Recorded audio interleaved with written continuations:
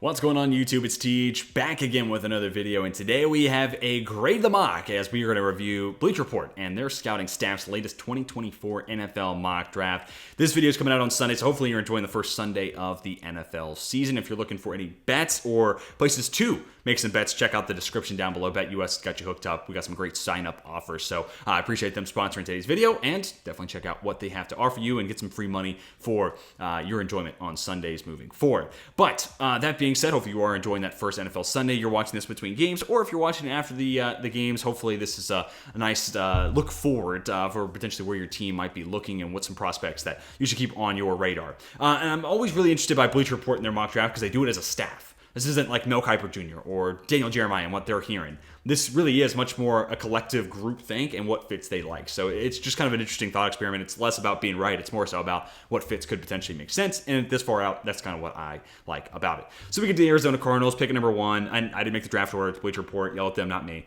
Caleb Williams, I think this makes a lot of sense. I won't harp on this for too long because I think it makes a lot of sense. Whoever's picking number 1, they'd be a little silly not to take Caleb Williams. And if you're not going to take Caleb Williams, you'd be silly to not trade the pick. And the Cardinals might have to make a decision, Kyler Murray, or reset their, rookie contract window and take a Caleb Williams to see what they can get for Murray, or keep Murray and try to trade that number 1 pick. And then the Cardinals take Marvin Harrison Jr. This is very trendy right now in mock drafts, and it's an appealing prospect, or proposition, I should say, where the Cardinals could get their quarterback of the future, trade Kyler Murray, get whatever they could for him, reset that rookie contract window, and also get wide receiver 1 of the future, and basically have that tandem, Caleb Williams, Marvin Harrison Jr., the top 2 players on my big board, be the faces of that franchise moving forward. Wouldn't hate it whatsoever.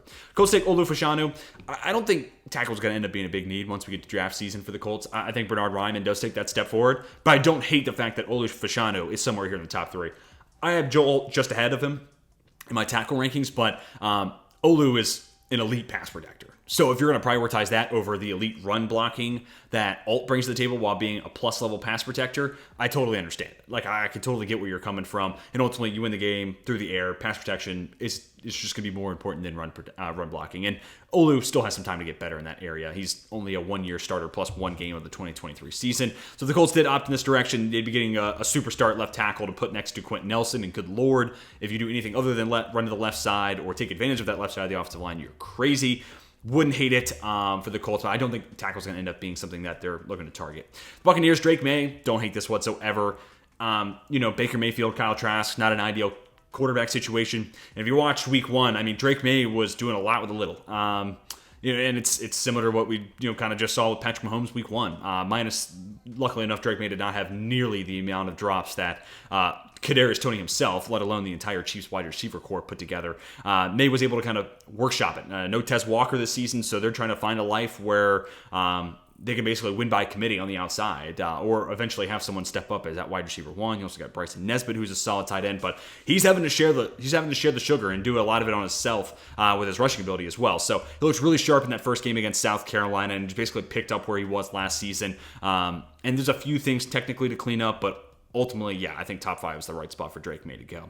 Dallas Turner first, edge rusher off the board. To me, Jared Verse should be, but Turner's got some crazy upside. True Jr. with an explosive first step, plenty of speed to win on the outside shoulder against tackles. I think if he just gets that inside counter, can play with a little bit more strength, then we're talking about a guy who maybe I consider as edge 2. I don't see anybody dethroning Jared Verse, though. That's just me, though. I'm a big Jared Verse guy. But I see the upside in Turner, and I look at the Rams' defense, and it's abysmal for everybody not named Aaron Donald. And assuming that John Johnson III does have a bounce back, maybe you don't include him in that. But it's a rough Rams defense, especially in pass rush. So if they do go Verse, they do go Turner, I'm not criticizing whatsoever. Whoa, Titans go Amarius, Mims. All this 2022 draft cycle, or 2023 draft cycle, I should say, it felt like Broderick Jones, the Titans, could be one. And we still had a ton in mocks, that and Peter Skoronski, who they do ultimately take. And Amarius Mims, in a lot of ways, is that second coming of Broderick Jones. You don't want a helmet scout, but all the things that people liked about Broderick Jones, big guy, ton of play strength, but really fleet of foot, Amarius Mims has those exact same traits. Will the Titans need an offensive tackle? That's going to be interesting, And ultimately, I guess that comes down to what Andre Dillard does here in his first year at Tennessee. But if we get into a spot where he doesn't take that step forward, then yeah, I could totally see a world where the Tennessee Titans are shopping for one more offensive lineman. Him over Joe Alt, I have a hard time kind of buying into. But again, the upside is there. He's 6'7", he's 340, played really well against UT Martin, which, it's UT Martin. For someone who's playing in Georgia, that's not to say a whole lot. And I guess the other plus would be he is playing at right tackle. I wasn't sure where he'd ultimately play once he got to Georgia. Left tackle, right tackle. So maybe, the thinking here was he's not even a replacement for Andre Dillard. He's just going to be that right tackle of the future over a Nicholas Petit-Frere or whoever it ends up being for Tennessee moving forward. So don't hate it. It's just not the pick that I would have made, certainly. But anyways, let's get on to pick number 7, which is going to be the Chicago Bears taking Jared Verse. To me, edge 1. And spoiler alert, going to be a top 5 player on my big board. A guy I like a ton. I think he's got everything you want in a prospect. He's a really strong 250, plays the run really well, has a speed to win with finesse, power to be able to get into the chest of offensive tackles. You name it, Jared Verse can do it. He's got a full moveset. I've talked about a ton already on this channel, and I thought he was going to be in the 2023 draft, so I talked about it a ton then, but he's edge 1 for me. The Bears, to me, one of the worst defensive lines, maybe the worst defensive line. If they can go edge, IDL, I'd be all here for it, but edge is definitely a good place to start. The Raiders, Shedeur Sanders. Okay, hey, it was a huge win for Colorado, and I know there were some people that thought it could happen, but I don't know if anybody truly believed it would happen. There's a difference between could and would. And if you did bet it, then kudos to you. That was a fire play. And, Shedeur looked really good. I got a little bit of a beef with, Dion after the game being like, oh, he was overlooked. He was a 4-star prospect coming out. And he decided to go play with his dad. It's not like teams were passing on, baby Dion. So, I don't know. He kind of overblew it. But people were doubting Colorado. So I understand where he's coming from. I just think he kind of overblew it a little bit when it comes to his kid. But, now we have to ask the question, where should he be when it comes to draft radars? And he looks really good against TCU, who figures to be a really good defense. And, outside of maybe elite, top-end arm strength, I think he's got it. The mobility's there, pocket presence, maneuverability inside the tackles, or between the tackles, it's there. Very accurate. We saw it in big moments, through one game of, true FBS football. He looked pretty good. He passed the smell test, We'll see what that arm looks like throughout the rest of the year once I get more and more of a sample size to kind of compare and contrast, but I don't hate it. And, the Raiders need a quarterback of the future. That would be one hell of a splash move. Kind of stays right around that region. That'd be a really interesting play there from the Raiders. Commanders take Brock Bowers. I've talked about this on the channel because we've seen this in other reaction mocks. We've seen it in my own mocks on videos on the channel. This would be like a perfect world situation. If the Commanders aren't going to go quarterback and Eric Bieniemy is still there in Washington, imagine giving them Brock Bowers to basically play the Travis Kelce role. That's a dream come true if you're a Washington fan and how it worked out and Bieniemy's still there. So there are some if statements you have to lean on to make this totally work, but Brock Bowers is the best tight end I've ever scouted. So whoever takes him, I think, is going to be very happy. And he's going to be more so than I think any other player that I've scouted and talked about on this channel, the hardest when it comes to weighing the player versus the position value. I think that's going to be really tough for me and where I put him in mocks this year. Packers take Kool-Aid McKinstry. So, interesting. I don't hate this whatsoever, and I think McKinstry should be in conversation to be in the top 10, if not him and Kalen King in the top 10. Green Bay is just an interesting landing spot. Jair's a stud, but Eric Stokes obviously had a rough year last year. You got one more season of Rasul Douglas, so, what does that future look like at corner? And Kool-Aid McKinstry, kind of a different guy than what they have right now. And also, this would also be big into, we would have to know what the DC situation is looking like. Is Joe Barry back? He's much more of a zone-heavy guy, where I think McKinstry with his length, I'd really like to see him in a man-heavy scheme, but it's a zone-heavy league, and that's kind of the direction we're moving in. So his length will still be plenty utilized in that. Preparing all with Jair Alexander sounds great to me. Right now, he's my cornerback one. That video came out yesterday, so definitely go back check out if you want to hear more of my thoughts about this year's cornerback class. Patriots take Joe Alt. I wouldn't hate this whatsoever. I think it's maybe a little overblown, how bad the Patriots offensive line is right now. At least starters, they're middle of the pack. They're average. But adding Joe Alt could take them to that next level, right? And he's got the size that we've seen out of, prior New England tackles. He's really good in the run game. And right now he's an above average pass protector, but I also think that gets better with time. Maybe his feet are a little slow, especially in the kick slide, but ultimately I think it's there. And ultimately I think he's going to be a really damn good NFL starting tackle. Especially in a run-heavy scheme, I think it would be great. In a zone blocking scheme, I think he'd be really, really nice. Obviously New England's much more gap, but I think Joe Alt's got plenty of play strength to fit into that. And I can see long-term New England needing a tackle, so I think it's a little overblown that their offensive line's a weakness right now. But long term, like where this team is in 5 years, yeah, I totally see addressing the need and taking advantage of Joe Alt falling to 11 would be a smart move there for New England. Giants didn't take Keon Coleman, and oh my, what a game he had against LSU. Johnny Wilson played well, but I was kind of thinking he would be the guy that we saw in the end zone maybe 3 times. But Keon Coleman made a statement, man, and he looked really, really good. And he's not, the 6'7" freak that Johnny Wilson is, but plenty of big play ability, and we saw his ability to track the ball in, go win at the catch point. And yeah, he's got some really nice chemistry right now with Jordan Travis, a really interesting player that may have just broken onto the scene when it comes to the 2024 NFL draft scene. Then we get to the Atlanta Falcons, Kalen King. Oh my word, this would be awesome. I would love to see a world where Kalen King is opposite of AJ Terrell. I mean, that would be such a nasty 1-2 punch there on the outside. King is a lateral movement god. His mirroring ability is second to none in this class. And if you're okay with 5'11", 190-ish pounds, giving up a couple inches to those big guys, Kalen King's got everything else you want. Atlanta, I think, still needs a number 2 corner. I would love to see them take a Kalen King right there at 13, if they're even picking that high. I could see a world where they're more so middle of the pack and play themselves out of that Kalen King range. Chicago Bears, this is their second first-round pick, Emeka Egbuka. I've also had this in plenty of my mock drafts before. And I love the fit as a sharp route runner. You add him to the mix, and maybe he plays a slot, maybe he plays on the outside. But with DJ Moore and Darnell Mooney, you have the flexibility to wherever is best for Egbuka, he fits in there. A little surprised to see more volume in that first game for Ohio State, but I think that should change throughout the course of the season, especially with Brian Hartline, former wide receiver coach at OSU, now being the offensive coordinator. I think that's going to change. And I just wouldn't let Chase Claypool stop you from getting better. Like, I'm a Notre Dame fan. I'm a Steelers fan. I was super pumped about Chase Claypool. He is mid, if that, at the NFL level. I mean, maybe I'm wrong this year with Chicago, but I just don't see the breakout season happening. So I think that extra wide receiver would go a long way, and I just wouldn't let Claypool prevent you from getting better. And I think Egbuka ultimately would be the upgrade they're looking for. Then we get to Pittsburgh Steelers. Nate Wiggins, just talked about my corners in yesterday's corner ranking video, so definitely, again, go check it out. Wiggins is the ultimate boom-bust guy in this class. Like, 6'2", 185 pounds, true size, speed freak. That's going to get him on a lot of people's radars. And while there are things that are a work in progress, the wide receiver background gives him a nice floor for his ball skills, and it feels like he has made some headway over the first 2 years at Clemson, and now I'm hoping to see that third-year leap with the Tigers. So he is truly a wait-and-see prospect, but the best of Nate Wiggins is probably considered a steal right here at 15. I could see him even moving up further on the board. But, I mean, could also be a guy that maybe teams are seeing as a prospect, or like a raw prospect, but a one that they're willing to take that chance on, and therefore he's this kind of middle of the first round, shot in the dark, but if it works out, we're super happy about it type of guy, and that kind of feels like maybe what Bleacher Report kind of sees him at here, going 15 to the Steelers, and Pittsburgh definitely could use one more corner. I'd love to see Wiggins plus Joey Porter Jr.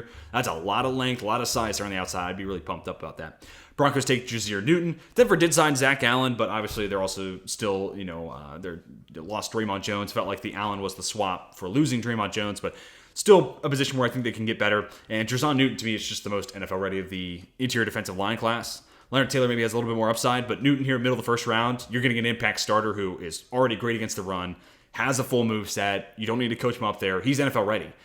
He may not have the ceiling as some of the other guys have, like I said, but he's definitely got the best floor. And at worst, he's starting all 3 downs for you, and he's just a solid player. He's just an average starter, which even drafting those, I know it's not as flashy, but that's still a win for a lot of teams, especially when they're still cheap and on a rookie contract, right? So, yeah, would love this fit a ton with the Denver Broncos. And they're a team I struggle to mock for because a lot of things look really good on paper. I need to get into the season to see where those weaknesses really pop out to me. But IDL could definitely be one. Texans take JT Tuimoloau. This would be a fun one. Pair him up with Will Anderson. Tuimoloau just kind of, I think, lacks that killer instinct that just, I'm going to take this game over type of drive. But got a full moveset. Plays with enough power, ideal frame at 6'5", 270. I mean, a lot of things looking up. And I mean, 5-star recruit, one of the most highly touted recruit in 247 history. Like, there is something to that. So there's definitely a lot of upside. We just got to see him take that next step forward and become the face of that defense. Him and Denzel Burke are two guys that I think the upside's there. We just got to see them take that next step forward. And we're on the Minnesota Vikings. Apologies. I don't know why Bleacher Report keeps refreshing its own screen. This is really bewildering to me. I do apologize. It's really frustrating me though. But I'm going to try to keep myself cool. Minnesota Vikings, Quinn Ewers. I'm not going to deliberate on this too much. This makes a ton of sense. Every mock you see right now has the Vikings taking a quarterback because Kirk Cousins is not under contract for next season. So a decision's going to have to be made for Minnesota, and they're in this no man's land where Kirk's good enough to keep them competitive, but as much as I like Kirk Cousins, he's not good enough to get you to the promised land. Quinn Ewers has the upside. I'm very interested to see the Texas-Alabama game this year. That's the best game so far in his career, is that, first quarter against Alabama, but that's really the only great quarter of play we've seen so far. Highly touted recruit, freak arm, mobility, has the accuracy, the downfield touch. A lot of things are there. We just actually need to see it on a season-long basis. This could be the year where he breaks out in that first round type of consideration. A lot of people are expecting it, so hopefully it lives up to the hype. Saints take Leonard Taylor, pairing up an athletic freak like Leonard Taylor, who I think has enough bend to play on the edge, with awesome speed and get off the line of scrimmage to shoot between gaps. You pair him up with Brian Brzee, that's a fun interior defensive line duo, and it'd be back-to-back years the Saints go IDL in the first round. That'd be also a fun storyline. Taylor, though, the knock against him is he wins with the fact that he is 6'5", 305, has freaky long arms, and is a better athlete than everyone lined up against him. That's how he wins, not because he's a refined pass rusher. Not like Johnny Newton, who wins because he's got that technical prowess, and he's shooting gaps, and his hand usage is fantastic. Taylor's not there yet, but he's got everything else that if you add that technical know-how, makes it into easy IDL 1 in this year's class and a potential top 10 pick. So upside's definitely there. That'd be really fun to see him go to New Orleans. I wouldn't hate that whatsoever.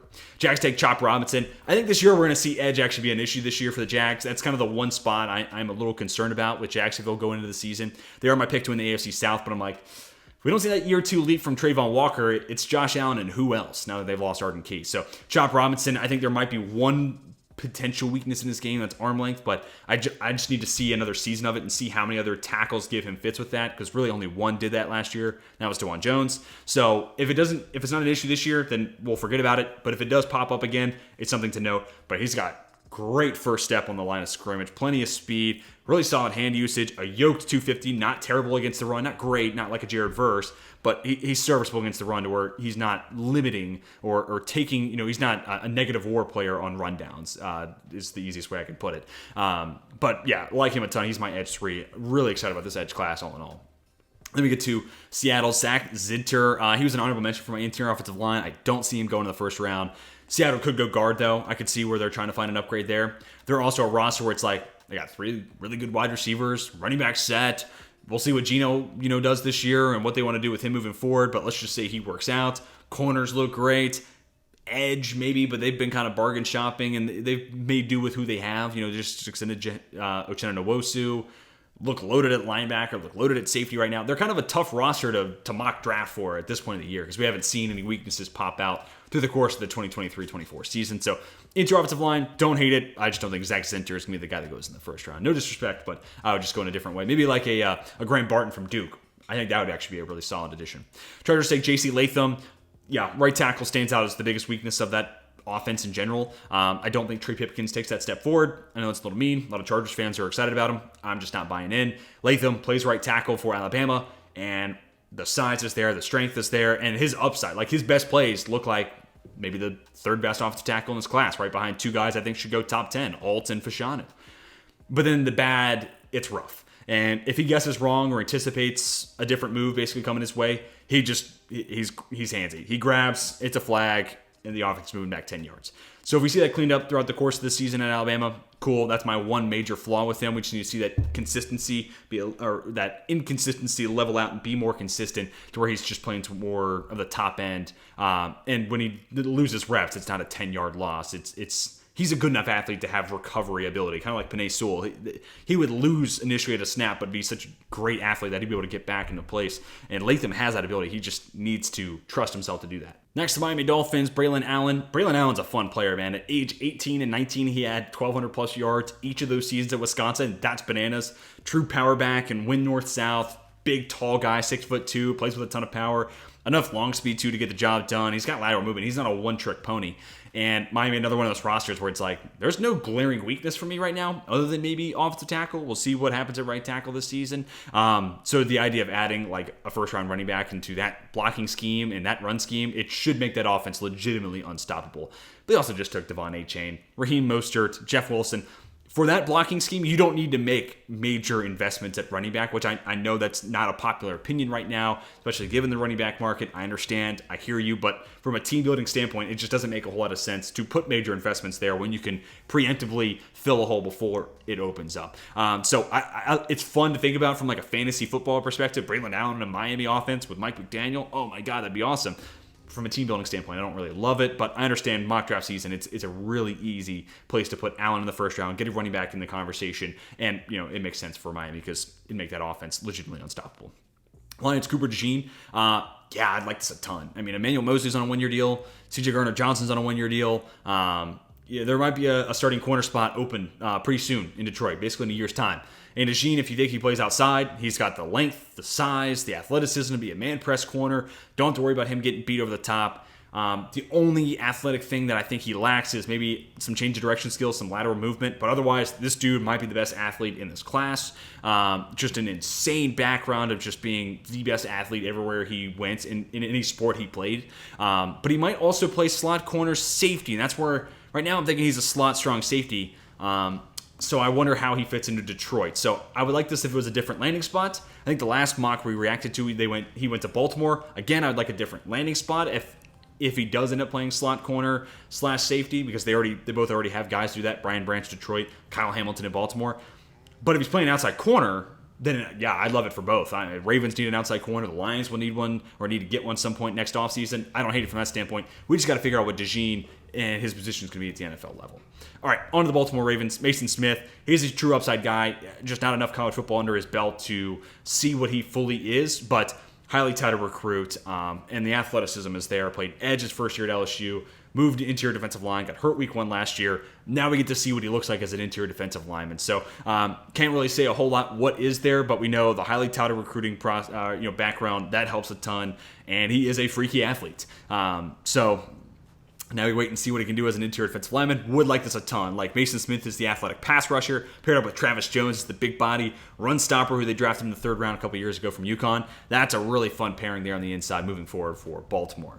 All right, next up, the New York Jets, Malik Neighbors. Hey, you got Aaron Rodgers. Give him all the weapons you possibly can. Neighbors didn't take over that game against Florida State, but he still was solid. And Neighbors is a guy who wasn't in my wide receiver rankings. He's another guy I'm kind of waiting and seeing on. Maybe it'll ultimately be something I regret down the line. But as of right now, I'm not kicking myself, not yet. But I do like a lot of what's there, like good enough size, comes to the football, like he's not going to let a DB make a play on it. Love that type of aggressiveness. Maybe even plays a little bit bigger with his contested catch ability than what he actually is listed at. Good enough athleticism, can play inside, can play out, sharp route runner. I think a lot of what people like about him, I understand. Like I don't fault people whatsoever. I just want to see a little bit more of it. It's come in flashes. I just want to see it on a more consistent basis. This should be his breakout season at LSU. If it doesn't happen, that's going to be a point of concern for me. But if it does happen, won't surprise me. He'll definitely be on my next, wide receiver rankings video.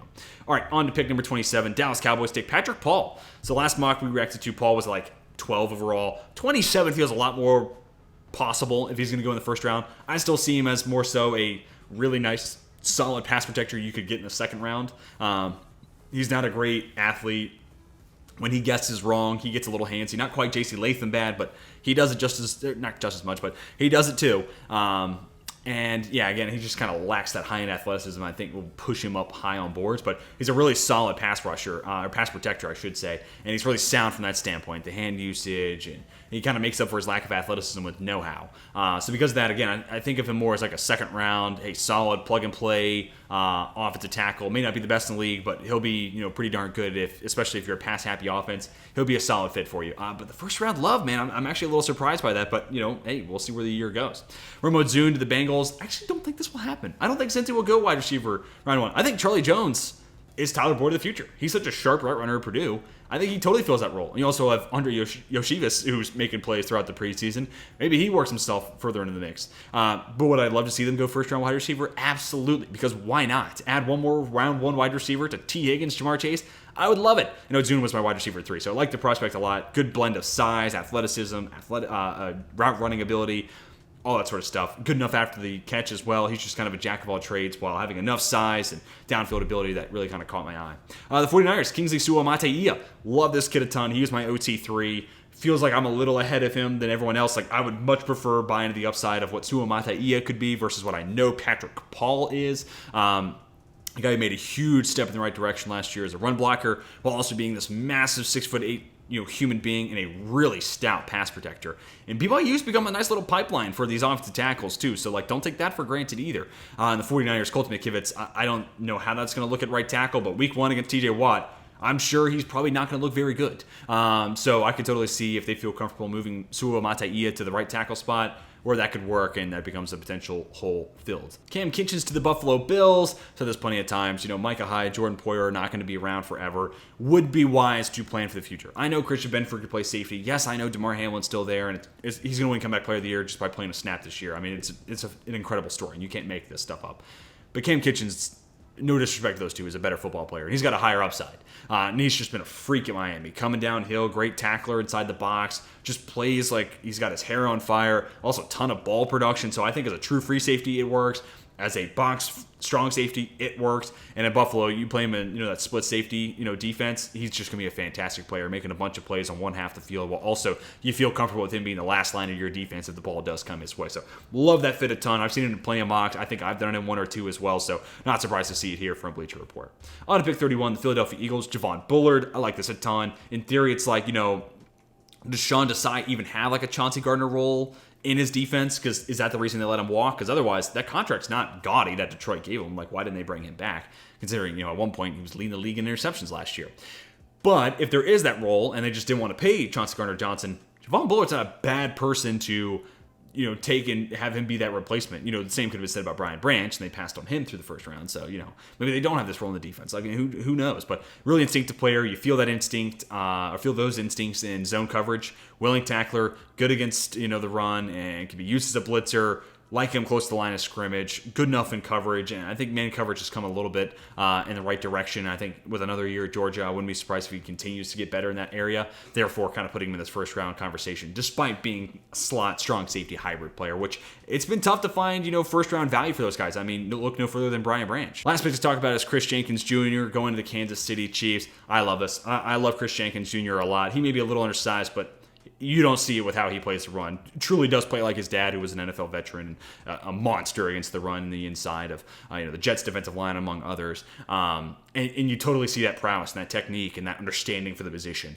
with a little bit of pass rush upside. Like, he's took a step forward last year, and I think this year we could see even that little bit more. He just is so quick at the line of scrimmage, getting into the chest of offensive linemen that they're startled by the time the ball is snapped. He's in their chest. The hand usage is really good. Plays with enough power despite being, at 300 pounds, maybe a tick below it. So love the first round hype here. And hey, I know Chris Jones is holding out. They're going to pay him his money. They're going to figure that out. They legitimately have had a hole at that number 2 D tackle spot. And the run stopping insurance that Chris Jenkins Jr. would bring, allowing Chris Jones to focus solely on being a pass rusher, would make that defensive line even more scary than the fact that they've used a first rounder at edge each of the last 2 years. On top of signing someone like a Charles Omenihu. Like, all of a sudden, you add a Chris Jenkins Jr. in the mix, that defensive line from left all the way through to the right is a really, really solid unit. It's got 3 first rounders on it. It's got a headline name like Chris Jones, and another free agent addition like Charles Omenihu, who's making double-digit $1 million a year. Like, that's serious investment, which would make me really happy. I'm not a Chiefs fan, but that's a team that can be leading a lot of games. Teams will be passing against them. It just makes a lot of sense to load up that D-line. So love this addition. I love seeing Chris Jenkins Jr. get into the first round here. But guys, as the screen goes white, hopefully for the last time, this may be the last Bleacher Report mock reaction we do. I'm starting to really lose my patience here. But let me hear your thoughts down below in the comment section. Who went too early? Who went too late? Who's your favorite team? And what you think about the pick that Bleacher Report and their scouting staff gave your squad? Do you like it? Love it? Fall somewhere there in the middle? Love to hear your thoughts down below in the comment section.